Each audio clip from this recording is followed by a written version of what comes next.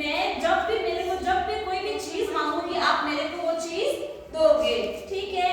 तो दशरथ जी ने क्या बोला कि जी मैं आपको जब भी आपकी इच्छा हो मेरे से मांगना, मैं वो आपको वो चीज जरूर दूंगा। तो जिस टाइम राम जी सबसे बड़े पुत्र थे, क्या थे? सबसे बड़े पुत्र थे। तो अयोध्या का राजा कौन बनने वाला था? राम जी बनने वाले थे। कौन बनने वाले थे?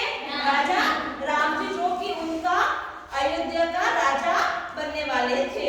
तो कैकेयी जी को लगा कि मेरा जो बेटा है भरत, तो वो मेरे बेटा भरत जो कि पीछे रह जाएगा, और राजा राम जी बन गए तो सारा कार्यभार सारा राजा राम जी के हाथ में आ जाएगा।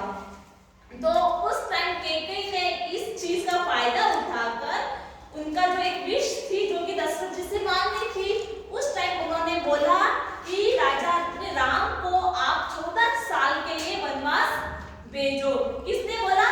कैकेयी ने बोला दशरथ को, कि दशरथ जी को कि आप 14 साल के लिए राजा राम को 14 साल के लिए वनवास भेजो।